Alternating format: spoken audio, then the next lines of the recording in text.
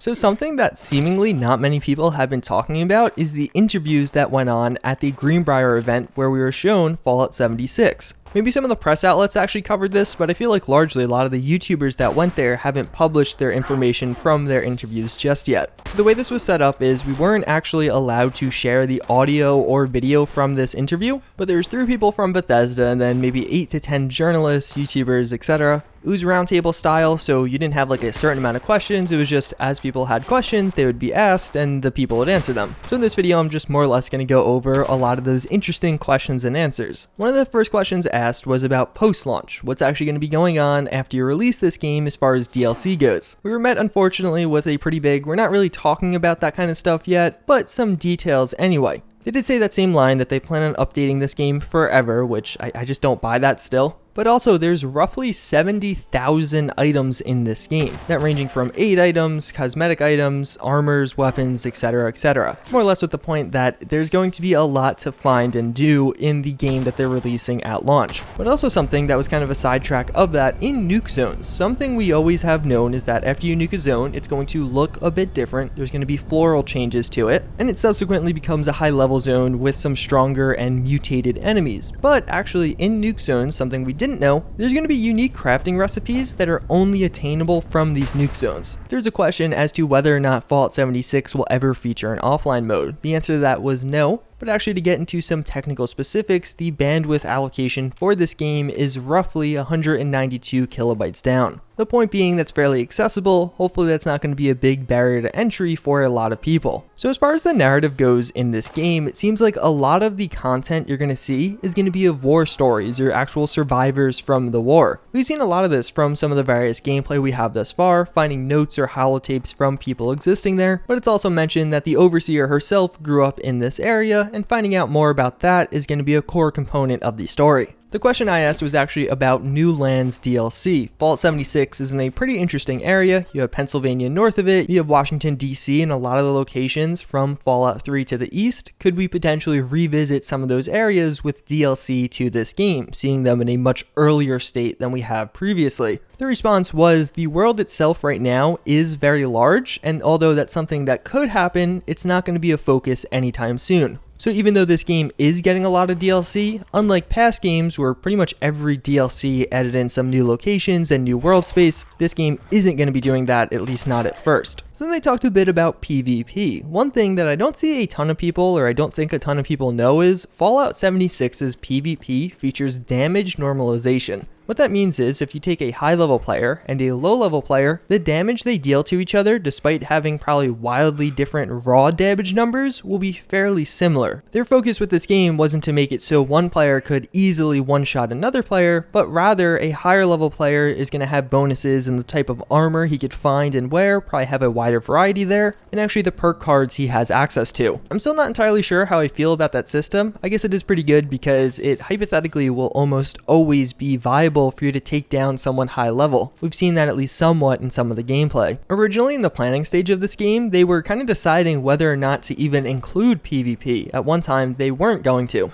The idea for PvP was actually initially suggested by Todd Howard to be added to this game. As far as the wanted system goes, there's a question as to why there aren't more incentives or bonuses to being in that character state. And the response was basically, people aren't going to need reasons to kind of grief or engage in PvP in this game. Just the fact of taking down other players is reason enough and people will do it. Oxhorn asked this question, so you might see it on his channel, but more or less he asked about a player radio. Would you be able to be a DJ? This is something I know a lot of people are wondering, especially since we saw instruments and things like that in the game. Unfortunately, no, there's going to be no player radios, and even beyond that, no radio hosts that you can find. Legendary gear and creatures is not something we saw a ton of in the gameplay because it's typically reserved for the higher end of the spectrum, higher level players, higher level enemies, although it seems like in this game that system was actually greatly expanded. There's a ton of new additions in the legendary gear kind of specialty or enchantments, whatever you want to call them, the different effects those items do have. Those items still will degrade like their regular counterparts, and they still will be repairable the same way their regular counterparts also are. Following the gameplay's release, there's been a ton of debate around VATS. Is it still viable?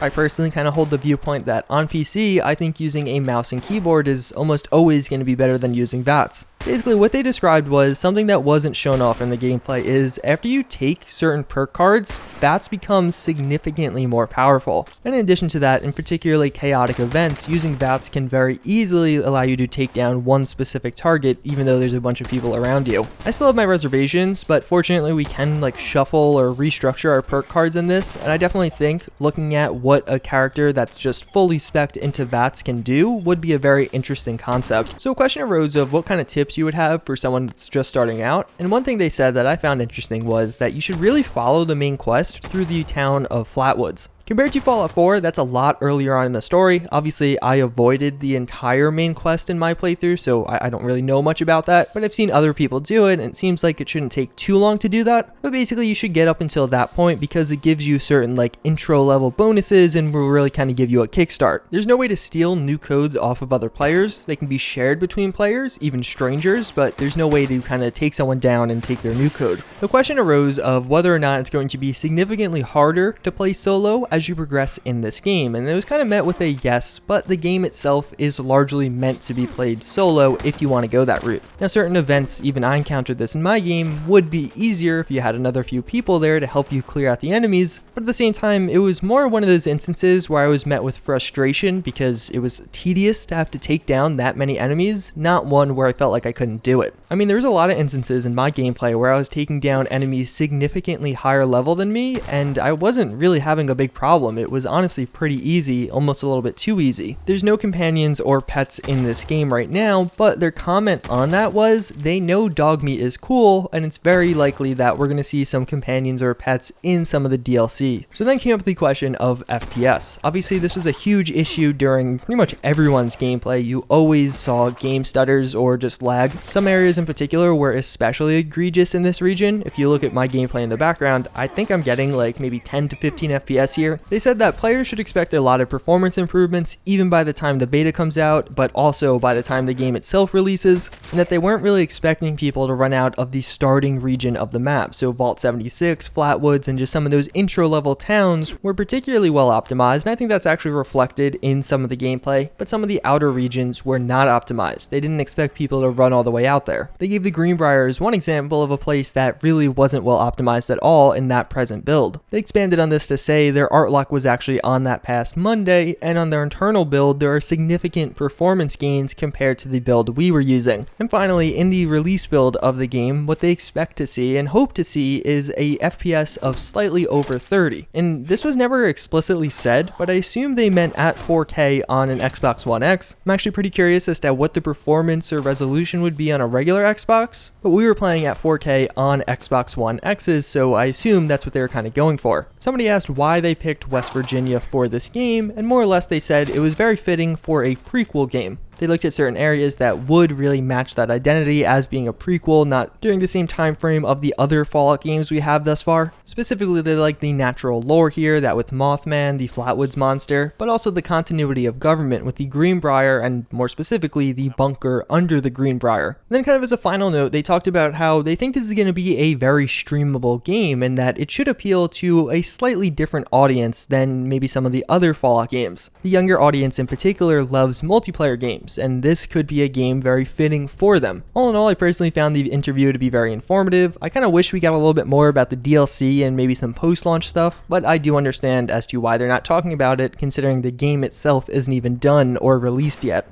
One thing to note though, there should be a lot of these other interviews out there. I don't know exactly how many were done, but I know of at least 4 others that were conducted, so that is hypothetically 4 other interviews worth of information. As I kind of mentioned at the beginning of this video, I haven't seen a ton from any of these, but hopefully they're at least on the way. Obviously there was a ton to cover with the gameplay, impressions, and then everyone else's gameplay also. But either way, before we end things off on this video, I would like to include a psychology fun fact. I know a lot of you guys have been requesting more of these over the past few weeks and even months. So if you watch popular television involving law, like Law & Order, or a lot of other FBI or crime-based shows, something that's super popular in that is profiling. How you can detect what somebody's doing based on their behavior, based on actions, or maybe even based on the crime scene. And although yes, there are people that do employ these methods, from the field of psychology as a whole, and specifically we're talking about forensic psychology here, which is the intersection of psychology and law or legal matters, matters like investigations or even the legal process itself, well, in that, profiling doesn't really have a ton of credit. There's not a lot of people that put stock into that method, and actually quite the opposite. It's under a lot of criticism because it's kind of just going with your intuition and not super accurate. Crime scene profiling was something created by the FBI. It's likely the one you've seen in various TV shows. Basically, they look at the crime scene, try and figure out something about the perpetrator himself, and from that, they actually try and figure out who the next victim would be. In reality, a lot of research on this shows that it basically is at chance. In other words, it's only slightly more accurate than just randomly picking between a few of your different options. Now, that's not actually universal. Some profiling methods are more accurate, some are less accurate. Certain people are particularly good with certain methods. But overall, the way this stuff actually goes down, or the methods a lot of these people really use, are more correlational and statistically backed. More akin to seeing what actual criminals did in the past and how this particular person might meet some of those same characteristics. But either way, that's pretty much going to wrap it up for this video. Hopefully you guys did find this one informative. But with that, I do hope to see you guys all next time. Later.